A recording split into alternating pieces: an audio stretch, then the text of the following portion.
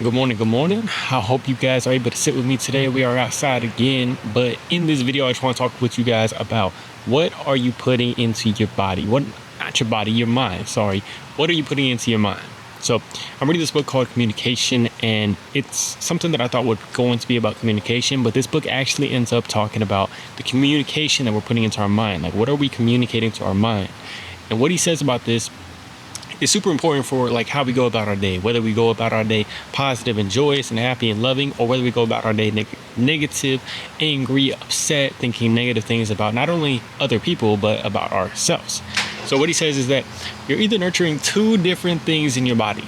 You're either nurturing positivity, hope, and joy and all that good stuff, or you're nurturing negativity, toxicity. All of this stuff is entering your mind, and that's dependent on what you feed your mind. So it's just like when you're eating. If you eat something, like they say, you are what you eat. Like, depending on what you put into your body, you are what you eat.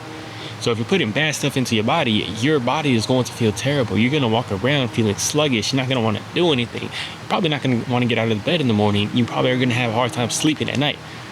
So he says vice versa for our mind, for what we go about our day, it's based on what we consume and what we put into it. So let's say like TikTok. We all know TikTok, man. We all know TikTok can have some very negative things. We all know the people that see all of these negative things on TikTok, whether it's political stuff, whether it's just negativity about the world. The world's going to end. Everything is so terrible. Everybody's terrible. And you're constantly consuming that. And what he mentioned in there is that when you're consuming that type of stuff and you start thinking like, it makes you think that you're superior to other people. It makes you think that other people are terrible and negative and you don't have a love towards people.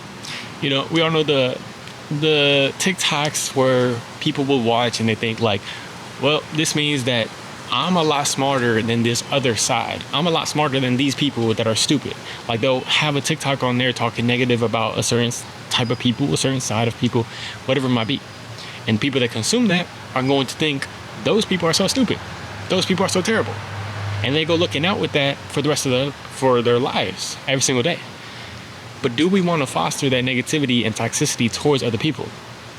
And vice versa, we could do the exact opposite, and we could try to foster stuff that is loving and nurturing. Now, even on TikTok, man, I know people think that it's just negative, just anything like that. But what are you watching on TikTok right now?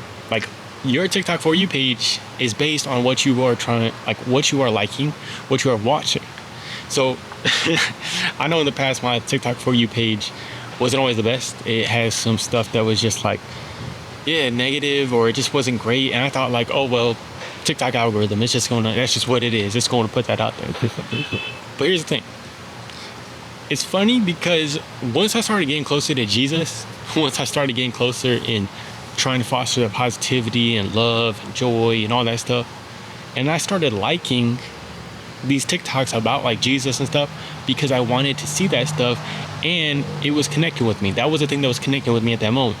All of a sudden now, you scroll through my TikTok, all you're getting is Jesus TikToks, positivity, hope maxing, whatever you want to call it, joy bait, whatever you want to call it. They just go down aisles in Walmart and they'll try to make people feel happy, uplift their day.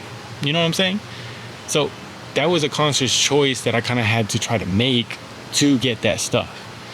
So the next time you go on your TikTok, the next time you go on your YouTube Shorts, whatever it might be, YouTube Shorts is a little bit different. It's a little bit harder to convince that algorithm. And that one's very flip-floppy.